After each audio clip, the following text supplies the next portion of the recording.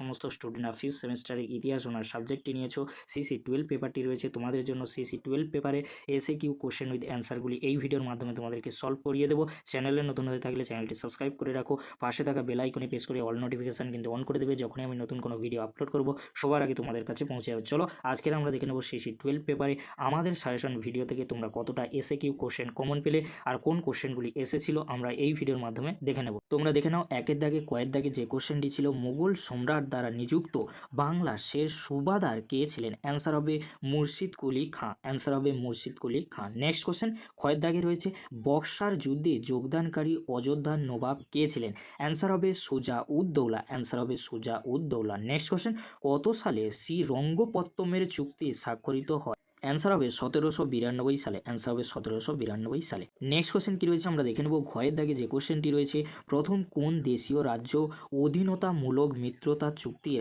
আওতায় আসে? অ্যান্সার হবে হায়দ্রাবাদের নিজাম। অ্যান্সার হবে হায়দ্রাবাদের নিজাম। নেক্সট কোশ্চেন কী রয়েছে আমরা দেখে নেব। উঁয়োর দাগে যেটি রয়েছে, এশিয়াটিক সোসাইটি কে প্রতিষ্ঠা করে? সঠিক অ্যান্সার হবে স্যার উইলিয়াম জোন্স। সঠিক অ্যান্সার হবে sir William Jones. Next question কী রয়েছে আমরা দেখে নেব। চয়ের দাগে যে কোশ্চেনটি রয়েছে, হিতবাদী মতের অনুসারী একজন ইংরেজ প্রশাসকের নাম লেখো। অ্যান্সার হবে হিতবাদী মতের অনুসারী একজন ইংরেজ প্রশাসকের নাম হলো লর্ড উইলিয়াম বেন্টিং। সঠিক অ্যান্সার হবে lord William Bentinck. Next question ছর দাগে যেটি রয়েছে, বাংলার প্রথম প্রধান বিচারপতি কে ছিলেন? অ্যান্সার হবে স্যার এলিজা ইম্পে। সঠিক অ্যান্সার হবে sir Eliza Impey. Next question Ishwarchandra Vidyasagar কোন কলেজের প্রতিষ্ঠা করেন? অ্যান্সার হবে মেট্রোপলিটন ইনস্টিটিউশন, যেটি বর্তমানে বিদ্যাসাগর কলেজ নামে পরিচিত। সঠিক অ্যান্সার হবে মেট্রোপলিটন ইনস্টিটিউশন বা বিদ্যাসাগর কলেজ। নেক্সট কোশ্চেন ঝড় দাগে রয়েছে, কোন সালে বেসিনের চুক্তি স্বাক্ষরিত হয়? সঠিক অ্যান্সার হবে 1802 সালে। সঠিক অ্যান্সার হবে 1802 সালে। নেক্সট কোশ্চেন কী রয়েছে আমরা দেখে নেব।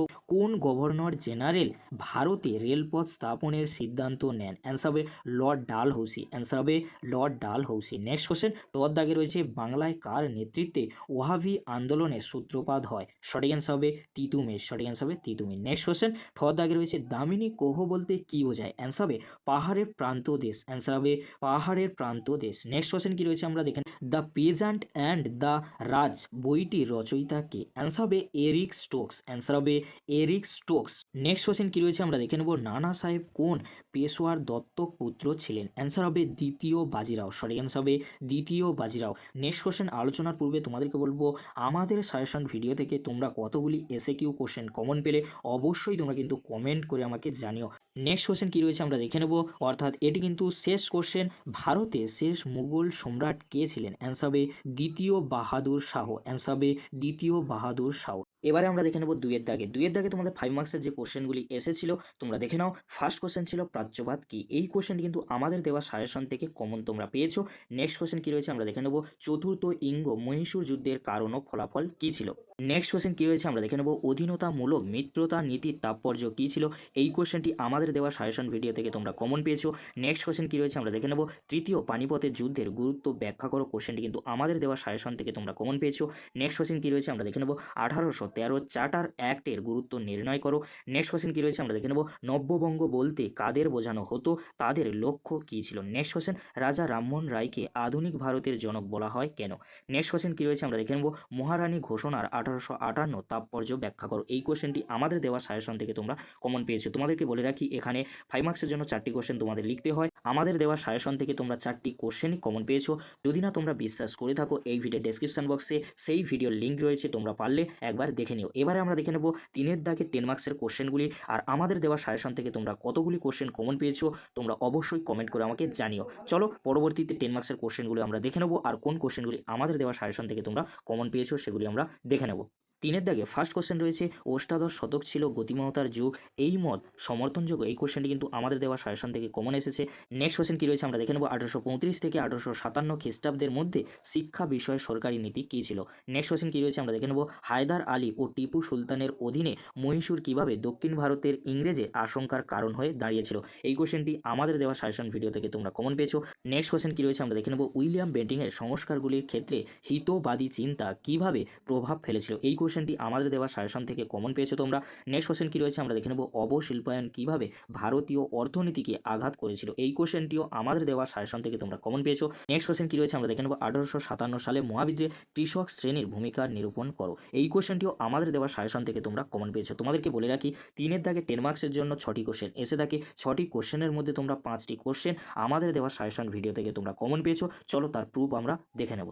তোমরা দেখে নাও সিসি 12 পেপারে 10 মার্কস ও 5 মার্কসের জন্য কোন কোশ্চেনগুলি আমাদের দেওয়া সাজেশন থেকে তোমরা কমন পেয়েছো। তো বলে রাখি 10 মার্কসের জন্য তোমাদের 3টি কোশ্চেন লিখতে হয়। কোন কোশ্চেনগুলি আগামীকাল এক্সামে আসতে চলেছে তোমরা দেখে নাও। উইলিয়াম বেন্টিংয়ের সংস্কার আর অবশিল্পায়ন, এই দুটি কোশ্চেন তোমরা করে যাও। অবশ্যই তোমরা এই দুটি কোশ্চেনের মধ্যে একটি কোশ্চেন আগামীকাল এক্সামে তোমরা পেয়ে যাবে। নেক্সট কোশ্চেন তোমাদেরকে বলে রাখি চিরস্থায়ী বন্দোবস্ত 1857 সালে মহাবিদ্রোহ, এই চিরস্থায়ী বন্দোবস্ত আর 1857 সালে মহাবিদ্রোহ, এই দুটি কোশ্চেন তোমরা করে যাও। অবশ্যই তোমরা আগামীকাল এক্সামে তোমরা একটি কোশ্চেন কমন পেয়ে যাবে। পরবর্তী কি কোশ্চেন রয়েছে আমরা দেখে নেব 10 মার্কসের জন্য। অষ্টাদশ শতক ছিল গতিমত্তার যুগ, এই কোশ্চেনটির সাথে তোমরা হায়দার আলী ও টিপু সুলতানের অধীনে মহীশূর কিভাবে দক্ষিণ ভারতের ইংরেজদের আশঙ্কার কারণ হয়ে দাঁড়িয়েছিল, এই যে দুটি কোশ্চেন বললাম এই দুটি কোশ্চেন তোমরা দেখে যাও। অবশ্যই তোমরা আগামীকাল এক্সামে এই দুটি কোশ্চেনের মধ্যে একটি কোশ্চেন তোমরা পেয়ে যাবে। তোমাদেরকে বলে রাখি অধীনতামূলক মিত্রতা নীতি, বাংলার অর্থনীতিকে 1770 সালে মনন্তর, এই দুটি কোশ্চেনের মধ্যে তোমাদের আগামীকাল এক্সামে আসতে চলেছে পেয়ে যাবে। নেক্সট কোশ্চেন কি রয়েছে আমরা দেখে নেব, তৃতীয় পানিপথের যুদ্ধের গুরুত্ব, চিরস্থায়ী বন্দোবস্ত কেন প্রবর্তন করা হয়, মেকলেমিনিটের গুরুত্ব, এই তিনটি কোশ্চেনের মধ্যে আগামীকাল তোমরা একটি কোশ্চেন এক্সামে পেয়ে যাবে। নেক্সট কোশ্চেন কি রয়েছে আমরা দেখে নেব, ডিরোজিয়ানদের অবদান আর প্রাচ্যবাদ, এই দুটি কোশ্চেন তোমরা দেখে যাও। অবশ্যই তোমরা একটি কোশ্চেন এক্সামে আগামীকাল পেয়ে যাবে। নেক্সট কোশ্চেন কি রয়েছে আমরা দেখে নেব, মহারানী ঘোষণা তাৎপর্য, সিপাহী বা মহাবিদ্রোহ কেন ব্যর্থ হয়েছিল, এই দুটি কোশ্চেন খুবই গুরুত্বপূর্ণ। আগামীকাল এই দুটি কোশ্চেনের মধ্যে একটি কোশ্চেন তোমরা কমন পেয়ে যাবে। কিন্তু তোমাদেরকে দেখিয়ে দিলাম যে মার্কস 5-এর 4টি কোশ্চেন তোমরা আমাদের দেওয়া সাজেশন ভিডিও থেকে কমন পেয়েছো।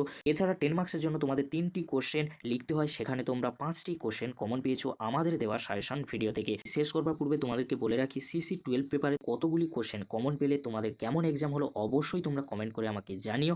আর এই ভিডিওর ডেসক্রিপশন বক্সে ডিএসসি A1 পেপারের ভিডিও লিঙ্ক দিয়ে দেবো, সেই ভিডিওটি তোমরা দেখে নিও। কারণ ডিএসসি A1 পেপারটি খুবই একটি গুরুত্বপূর্ণ পেপার, তাই তোমাদেরকে বলবো অবশ্যই তোমরা সাজেস্টিভ কোশ্চেনগুলি করে যাও। অবশ্যই তোমরা সিসি 12 সিসি 11-এর মতন আমাদের দেওয়া সাজেশন থেকে তোমরা কমন পেয়ে যাবে। আজকের এই পর্যন্ত। যদি ভিডিওটি ভালো লেগে থাকে লাইক কমেন্ট শেয়ার ও সাবস্ক্রাইব করতে ভুলবে না। এরকম একটি গুরুত্বপূর্ণ ভিডিও বন্ধুদের মাঝে বেশি বেশি করে শেয়ার করে দেবো। ভিডিওটি দেখার জন্য তোমাদেরকে অসংখ্য ধন্যবাদ।